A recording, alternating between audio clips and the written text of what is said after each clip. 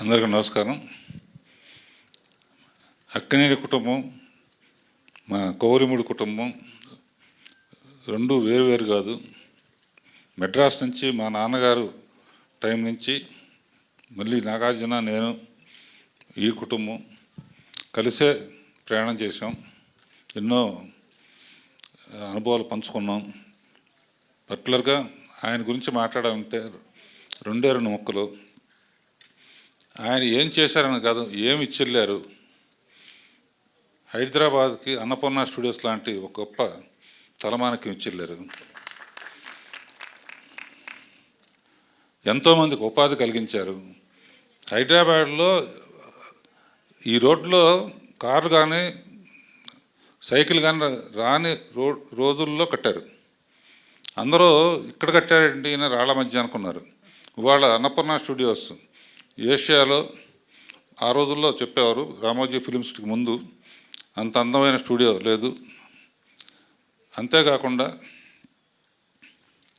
ఎన్ని సినిమాలు చేశారంటాం కాదు, సినిమాల్లో దేవదాస్ లాంటి సినిమా, కాళిదాస్ లాంటి సినిమా, విప్రనాథ్ లాంటి సినిమా, ప్రేమాభిషేకం లాంటి సినిమా, మళ్ళీ అలాంటి సినిమాలు చూస్తామా? అసలు యాక్టింగ్ అనేది స్కోప్ ఉంటుందా అనిపించే లెవెల్లో చేసిన ఘనత నాగేశ్వరరావు ఒక్కరిదే.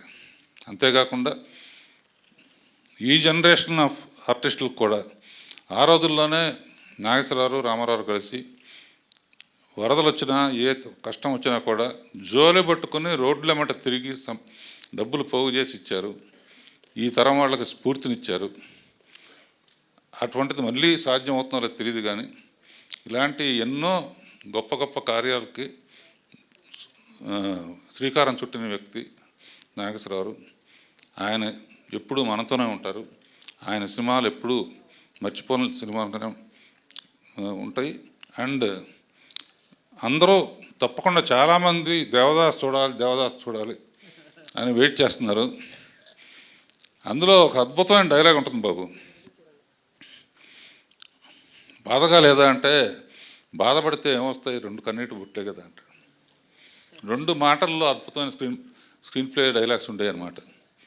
అలాంటి సినిమాలు మళ్ళీ రావాలని కోరుకుంటూ నాగేశ్వరరావుని మరీ తలుచుకుంటూ సెలవు తీసుకుంటున్నాను. తండ్రి కొడుకులతో చేసే అదృష్టం కూడా నాకు కలిగింది. రామదాస్లో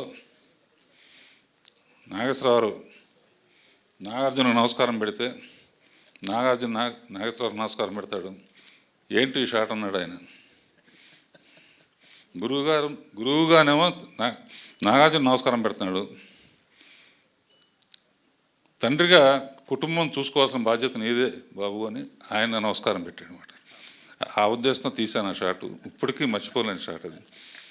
and I'm very lucky to do with father and son. And next generation చూస్తాం, వెయిట్ చేద్దాం. All the best. ఆయన ఎక్కడున్నా మనతోనే ఉంటారు.